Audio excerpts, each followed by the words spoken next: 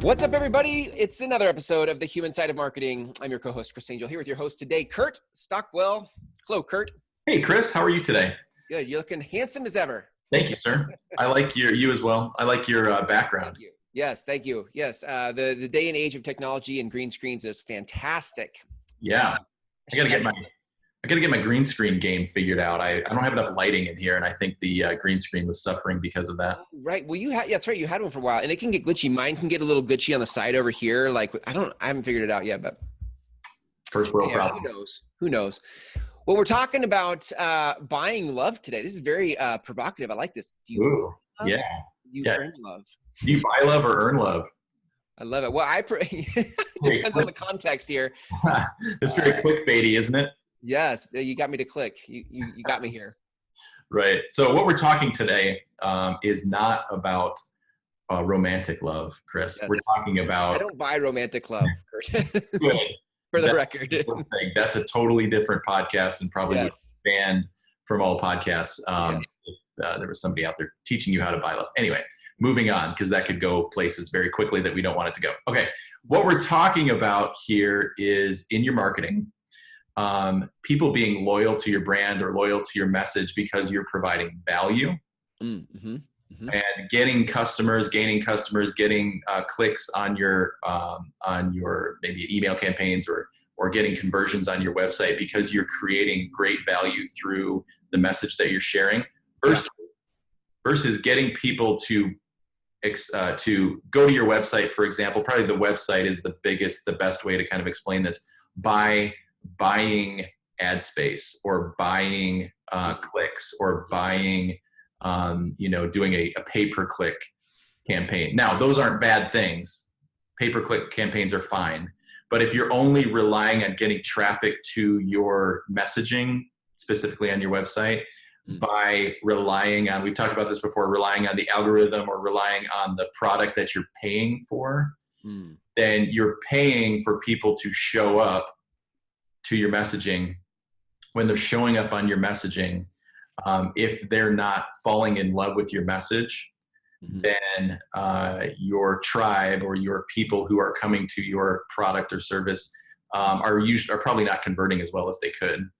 And in this kind of new economy of information, all this information that we're dumping out there into the marketplace constantly, all day long, every day, people are looking for real, authentic answers to their questions. And if you're paying for people to come to your website, for example, paying out the nose for pay-per-click campaigns or SEO campaigns, and they're getting to your content and it's not converting, it's probably because you don't have a message that's clear. And so, go ahead. I just want to ask a question on that. So, because I'm sort of hearing both sides. Like, are you saying that it's better to buy love, or it's better to earn love, or is it some combination of both? Yeah, it's better to earn love, honestly. That Google, in the sense of organic, so what we're talking about here is organic non-paid messaging. Right. Really, that would be the category of earning love, organic non-paid messaging. Right. The buying love or buying people's eyeballs on your content or on your messaging is the pay-per-click ads, the SEO campaigns, those kind of things. So really the subject we're talking about is organic non-paid media. And it really can change your business. And I think that you must understand it and be open to it as a marketing strategy, because businesses that are making waves right now might be using pay-per-click ads, but the way that they're actually converting is through really solid content that's answering the question that the customer has of what problem does this solve for me? I think, I don't know if this is where you want to go, but I, in my own content, I've been doing all my stuff right now is totally organic. So I'm earning love. I'm posting super transparent content right now, and I'm getting really good response from people on this type of content because it's got value. It's transparent. It's authentic, all that. And I think that now that I'm seeing what people are, what's really resonating Mm-hmm. I'm not afraid to spend some dollars to boost those Yeah. types of content, to put it in front of more people, because I feel like now I'm not trying to just buy love without value. I'm actually taking what's valuable and amplifying it through dollars. Right, right. Now you're able to answer those questions of really what are people looking for, Yeah. and how can I get my message in front of the people who are actually my tribe, quote unquote, right? So I think we're going to get into this a little bit. Actually, we could just get into this now. One of my points that I wanted to make today is big data is no longer a competitive advantage. So big data is on Facebook, for example, you can do targeted ads, which everybody knows about. You can specify location and time of day and gender and likes and dislikes, and really kind of pinpoint who you want to get your message in front of. Yeah. And for a lot of years, businesses, and I think even still today, businesses look at getting their message in front of the exact right person as the competitive advantage. But now that it's actually super easy for anybody to do that, everybody's doing it. And so your competitor's message is in front of the same eyeballs. They're using the same tools. Right. But the competitive advantage now is actually having messaging that's relevant, messaging that's clear, messaging that hits me at the point that I want to be, that I want to, hear. Again, we say it all the time. What problem are you solving for me? So if you're not spending time focusing on your clear message and you're just checking the box of big data has put me in front of the right customer, and we know our customer down to the, like what size shoe they have or whatever, that's no longer a competitive advantage. You've got to try to fix your messaging so it's speaking to them where they want to, how they want to be spoken. So good. We talked about this so many times because of the overload of information. Like there's so much information that just because you're putting your information in front of the exact demographic with big data doesn't mean that you're going to earn love. You don't earn love because you have big data.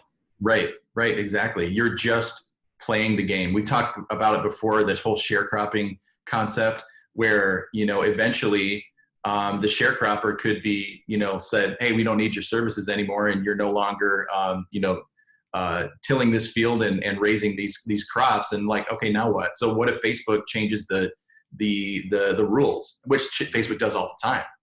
What if Instagram changes the rules? What if email marketing, there's some sort of crazy law passed that you can't send your emails in the way that you've sent them before, and your whole marketing strategy is hinging on the tool. They can always change. They can be ripped out from under you, and then what? Right. Doesn't mean there's not still humans out there that want to hear your message. They are, but when you create that, when you've earned that love, your clientele will come find you. Yeah. Or they'll be willing to hear your message in whatever capacity that you now have the ability to do. You can't just rely on the social media tools. Right. Yeah. One thing we always talk about is talk about what your customer cares about. Don't try to sell them. Nobody wants to be sold anymore. Right? Nobody. You see this all the time. Don't sell me. Don't sell me. I'm being sold to all day long, every day, and it's so noisy that I just can't even listen to you anymore. And I think really what to remember is your customer is looking for, when I've said this before, when people are using the internet no longer to find information, they're using it to filter information. And you need to be the trusted authority that they want to filter their message through. Yep, for sure. Big time. One thing I want to talk about, Chris, is actually something that you have, I heard you speak about. I would wonder if you would be willing to talk about it. But the whole shift of where we are now, going back to kind of a tribal nature when it comes to how we want to receive information. Would you mind kind of chatting about that with the human self-marketing crowd here? Yeah, absolutely. I mean, it's so important. It's on the heels of the same stuff we're talking about. Like information became this thing that was like a novelty. We could search at our fingertips with Google and search engines, any kind of information we wanted, a recipe. I was just looking today on Google about iPad Pros and trying to search for, you can just search for anything, but we're past the novelty of it. We're past the honeymoon phase of information now. And I think, like to what you said, like we're now starting to filter information because there's too much. But I think in marketing, we're starting to see people revert back to our primal nature, which is, we're a tribal species. We weren't the fastest animal, we weren't the strongest animal, but because we could collaborate and we could work in a tribe, we were able to evolve. And I think right now, as I look at marketing, people are trying to filter out information in their Facebook feed, for example, to find somebody who they resonate with. They're like, I like how you speak about marketing, or I like how you speak about health and fitness, or like they're looking for worldviews. Mm-hmm. And that's a tribal thing. And I call that the tribal economy. Like, we've moved beyond now the information age into the tribal economy. And yet most people are still marketing like it's the information age. Right. Most people. Yeah, that's it. Thank you so much for kind of unpacking that. There's somebody that I follow often. His name's Gary Vaynerchuk, and people listening might have heard of Gary V. But he is kind of a top mind when it comes to marketing. I know you know who Gary Vaynerchuk is. He wrote a book called Jab, Jab, Jab, Right Hook, which is all about how to do social media marketing. But I watched a YouTube video of his the other day, and it really got me excited about this topic. Because in the video, if anybody's listening, you want to go watch the video, and I'll try to put the link in the description notes here of this episode. But it's called "The Power of Social Media Marketing in 2019." And don't try to spell Vanderchuk; just type in Gary V. Yeah. But what he talks about in there, one of the main topics that he talks about is, if you are not on LinkedIn as a business, you need to get on LinkedIn. And what he's referring to there is why it's so important to get on LinkedIn right now is the organic reach is very high. Now, the organic reach is connecting with your tribe in a way that there's no barriers and noise getting in front of you and the people that you want to talk to. He likens it to where Twitter was in 2007, 2009, where Facebook was 2011 through 2013. Now, both of those resources, Twitter and Facebook, are so bloated that people can't get their message in front of their tribe as easy as they used to. So in his estimation, he's saying go to LinkedIn. It's time to go to LinkedIn and start investing your time in LinkedIn. Now, this goes right back to what we were talking about with that whole sharecropping thing, right?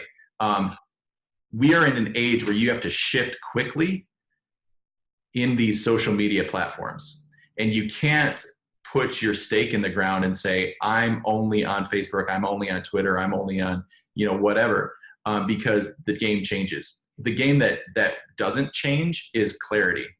The game that will never change is a clear message to another human being. So what we do is we have a strategy, through this show even, of providing relevant content in a way that's not salesy, in a way that's very utility based. And so for me, I actually haven't been on LinkedIn a lot over the years. And for me, it's a very easy shift to go, okay, well, I'm not going to, if this is what this expert is saying, I'm going to go check it out. And I don't have to come up with some great new strategy. I don't have to stress out about what to say and how to say it. I already know how to talk to another human being. I already know what my customers want to hear. I already come from a place of empathy, wanting to provide value. I'm just going to go do that on LinkedIn now. Yeah. And when the rules change on LinkedIn, I'm going to go to the next thing. Yeah. And that's really where you need to put your mindset, is you can't rely on the tool. I love that. I feel like too many people chase the tool. I think in some ways, because tools are easy to hold and look at and play with, and messaging is a lot more abstract, and it's harder to, it's very slippery. It's taken me a long time to find clarity in my messaging. And as you go in the shadows trying to find your message, it's like slippery. It's like it moves on you, it shifts on you. But tools are like, oh, click the mouse here, move the thing. But the tool can change, the message doesn't. So that's why I so agree with you. It's the messaging that when you own messaging, you can play on any platform.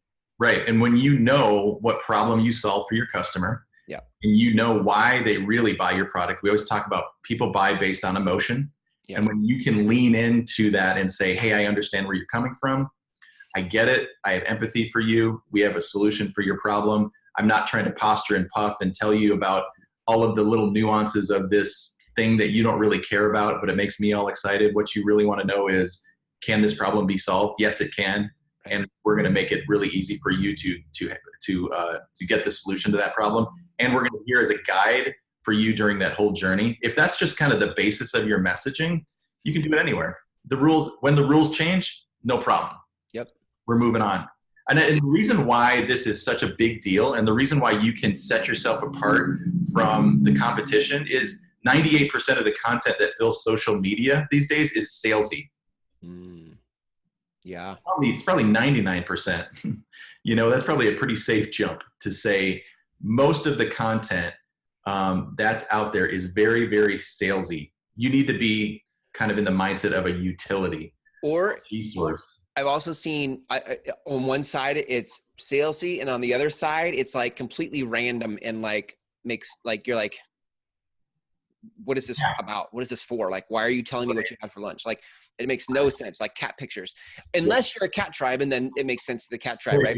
Right, exactly. Or unless you're in the food industry and they're taking pictures of your food. But in the context of marketing, to your point, like, you can't be irrelevant and like say random stuff, and you can't be like all salesy. There's this place in the middle that you have to find where you're tribal and you actually are resonating with people. You're earning love, right? I think both of those things, either too salesy or totally random, come from a place of, I don't want to be too bold and say selfishness, but it comes from a place of not taking the time to understand your customer. You've only been taking the time to really understand you. So when people posture and puff with a really super salesy message, they're only speaking to what they know, and what we know is ourselves. Yeah. And when we do super random weird stuff, we're putting stuff out there that we like. Maybe I've got some new shoes and I'm really excited about it. So I'm taking a picture of my shoes and putting it on my business page on LinkedIn, and people are like, what? I don't understand what's the deal with the shoes. Right. But it's coming from a place of we understand ourselves, and we're not taking the time to understand our customer. That's what I love so much about the StoryBrand framework, and as a StoryBrand certified guide, being trained in how to create a message that is really, I always tell people, the message, the clear message to your customer is already inside you. You already know what it is. You just need somebody to help you kind of pull it out. Yeah. And so when we can pull that out, and I can ask the right questions and say, tell me about your customer. What do they want? I just did I spoke to the Spokane Ladies Business Network the other day, me and 32 women having a conversation about marketing. It was really fun. We talked about sex and bowel movements in one of the discussions. Both subjects not brought up by me. I told them I'm gonna mention this in my next podcast and let people know I didn't bring those subjects up. But they were really fun group of women. But what we talked about in there is that whole one-liner concept, right? We've done that one-liner, what to say when people ask, what do you do?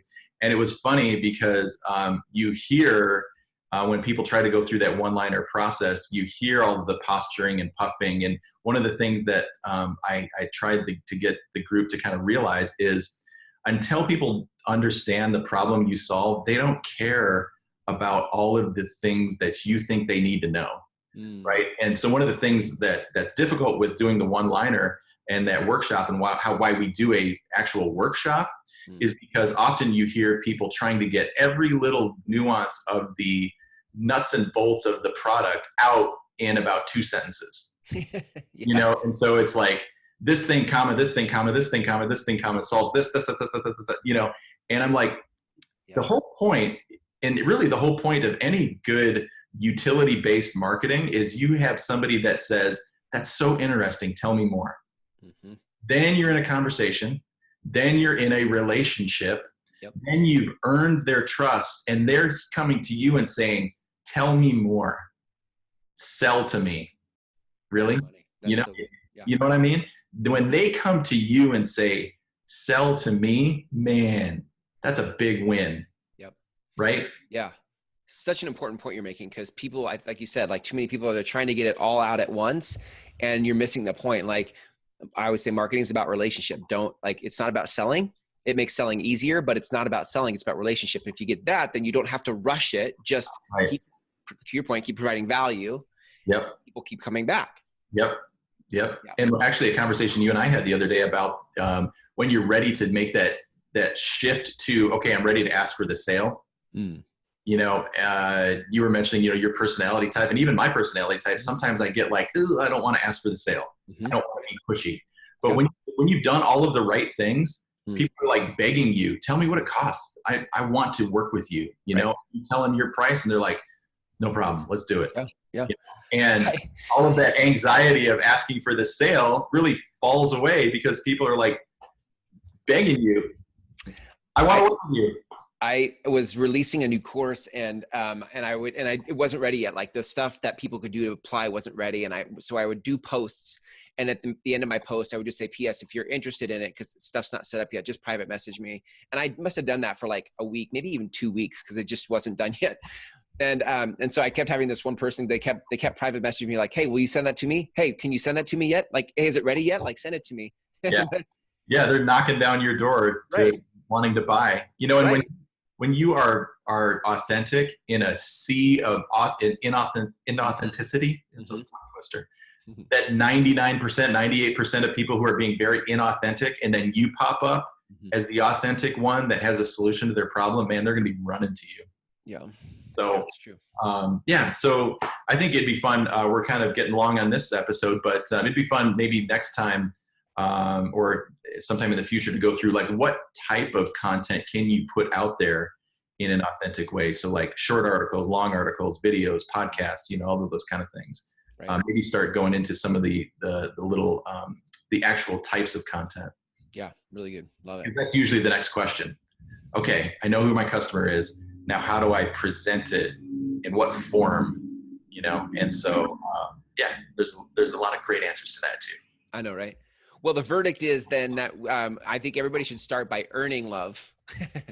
Quit buying your love. You can't buy me love. You should earn love by posting great content, authentic, great content. And then I think from there, that's how you make that connection tribally with people. So and it's not just on social media. You know, it's even like I said, that whole one-liner workshop thing is whatever's coming out of your mouth.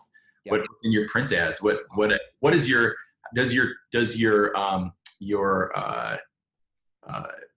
employees? Do they understand how you serve your customers? Because they're a sales force for you too. When they're at the barbecue on the weekend and somebody's like, "Oh, what do?" You never know what sale is potentially there. And if your employees don't know how to talk about your product or service in a way that's relatable, that's what's so cool about what you do with the Clarify My Marketing stuff. Like when people come work with you to get clear on that messaging, now you're in a position where you own your message and you can play on any platform, but until you own that message, you're stuck. You're kind of, it's harder to earn the love because people don't know how to relate to the things you're saying. Right. When you get clear about what you're saying, then people can relate to you and they come back to you. And that's one of the things that you do. How do people go through that process with you? How do they reach out to you? Yeah. So Clarify My Message. You can go there, or Clarify My Marketing rather, clarifymymarketing.com. You can go there and schedule a time to meet with me.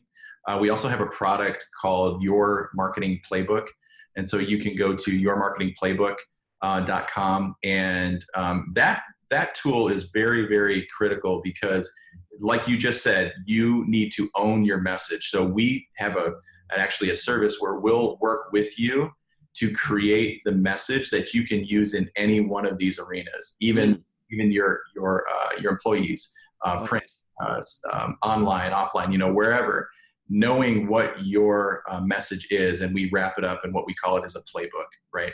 Just like any great coach has a play for every scenario, you need to know what your play is or what your strategy is for any scenario. That's why, you know, a few years from now, we get all ankle deep or neck deep in LinkedIn and the game changes. So no problem. We'll call an audible and go somewhere else, you know, because we know that playbook. Because you got a playbook. That's so good. Love that. Go to again, where do they go for the playbook? yourmarketingplaybook.com. Nice. And you can also go to welldressedwalrus.com. That's our main website. The show is on there. this show here. Go if you scroll away to the footer, you see all the different episodes there. Nice. On Instagram or on podcast, you can just search for The Human Side of Marketing. We're all over the place, trying to provide utility and value. That's good. Easy to be found. Easy to be found. Awesome episode today, Kurt. Thank you so much for continuing to press the boundaries, I think, on value and the humanness of marketing. I think the world is hungry for that right now. So good job. Thank you for that. We'll see you next time. Hey, thanks, Chris.